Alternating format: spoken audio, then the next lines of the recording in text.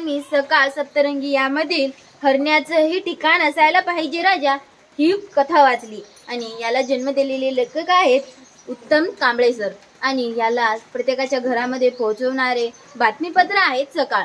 मित्रो, ही कथा फारच छान आहे। आपल्या अनुभवाच्या शिदोरीमध्ये आपल्याला काहीतरी साठवून ठेवायचं असेल ना तर ही कथा नक्कीच वाचावी। यामध्ये खूप सारं काही ज्ञान भरलेलं आहे।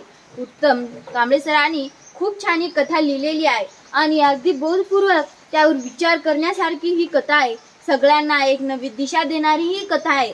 मित्रो, यामध्ये त्यांनी मांडलं आहे की ते जेव्हा त्यांच्या मित्राच्या घरी जातात तर म्हणजे असे कोणतेही माणूस असले कोणाच्या घरी जर गेले तर नेहमी मुलांना प्रश्न विचारतात आणि ते प्रश्न कसे तर कर्नलचा स्पेलिंग सांग, 13 सत्ते किती सांग, दिवस सुगिणीचे सुरू झाले या कवितेचे कवी कोण सांग, H2 म्हणजे काय सांग, चंद्रावर गेलेला पहिला माणूस म्हणजे कोण ते सांग, असे प्रश्न आपल्याला विचारतात। कोणताही मोठा माणूस आला तर तो प्रत्येक माणूस आपल्याला असे प्रश्न विचारतो। जर यामध्ये उत्तम सदाकाळ सरांनी मांडला आहे की जर आपण जर मोठ्या माणसांना प्रश्न विचारलं पिझ्झा आणि बर्गरचा शोध कोणी लावला, पहिली रंगीत टीव्ही कधी आली, चिल्लर पार्टी हा चित्रपट कोणी लिहिला, असे जर आपण जर प्रश्न त्यांना विचारले तर त्यांना पण जमणार नाही।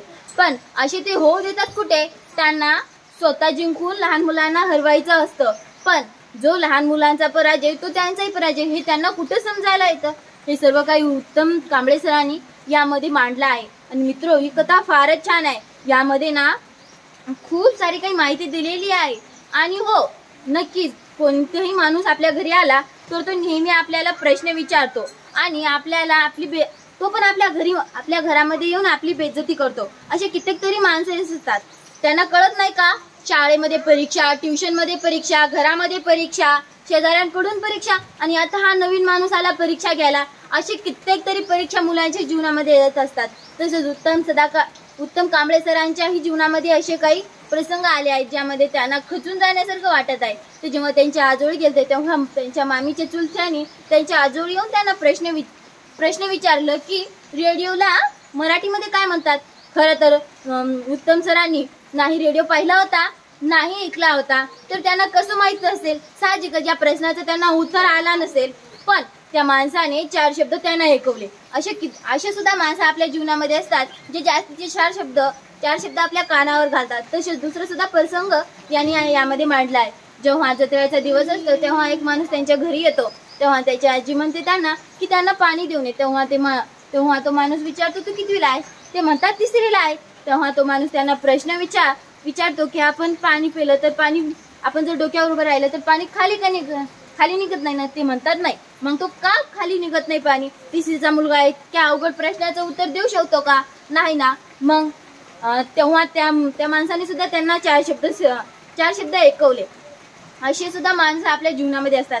तेव्हा एक दिवस ते त्यांच्या मित्राच्या घरी गेलेले असतात, तेव्हा त्यांनी त्याच्या मित्रासोबत गप्पा करत असतात, ते म्हणजे गेम विषयी। साहजिकच उत्तम सरांना गेम विषयी काही माहित नव्हतं, त्या मुलांना भरभरून काही गेम विषयी माहित होतं। आणि जेव्हा म्हणजे विजयाची पायरी त्यांच्याकडे येत होती तेव्हा त्या मुलांचा चेहरा पाहण्यासारखा होता, हे सरांनी यामध्ये मांडलं आहे। आणि मित्रो, नक्कीच आपल्या जीवनामध्ये अशी कित्येक तरी माणसं येत असतात पण ते आपली परीक्षा घेत असतात। त्यांना कळत नसेल का आपल्या जीवनामध्ये कित्येक तरी परीक्षा आहेत, त्यांच्यासारखी कित्येक तरी माणसं येऊन आपली परीक्षा घेतली असेल। आणि आता हे एक नवीन माणूस यामध्ये त्यांनी मांडलं आहे की प्रत्येकाला लहानाची परीक्षा घ्यावीशीच वाटते, त्यांना हरवून स्वतः जिंकावंसं वाटतं। असं का होत असेल, लहान मुलांना हरवून स्वतः का जिंकावंसं वाटत असेल, तसं माझ्या जीवनामध्ये पण असतं। कोणतेही माणूस आले घरी की आम्हाला प्रश्न विचारतात, पण ते प्रश्नाचं आम्हाला उत्तर आले नाही तर 4 शब्द कानावर घालतात। हे किती वाईट गोष्ट आहे। जर सोपे प्रश्न विचारले आणि ते सोडा, प्रत्येक माणूस येऊन सामान्य नानच्च करतो। आपल्या पर्यावरणाचा निसर्गाचा प्रश्न कोणीच विचारत नाही, आपल्याला माहित असलेले प्रश्न तर कोणीच विचारत नाही, प्रत्येक प्रश्न अवघड विचारतात। असं का होत असेल हे आपल्याला या कथेमधून जाणून घेतलं पाहिजे। आणि उत्तम कांबळे सरांनी यामध्ये मांडलं आहे की म्हणजे मोठे माणसं जर मुलांना जर प्रश्न विचारत असेल तर त्यामध्ये त्यांनी मांडलं आहे की मुलांच्या प्रश्नावरचं म्हणजे मुलांच्या चेहऱ्यावरचं प्रश्न त्यांना सहजच कळालं। मुलांच्या चेहऱ्यावर त्या माणसाचा तिरस्कार असतो। आता हा पण नवीन माणूस आला आणि हा पण आपली परीक्षा घेणार,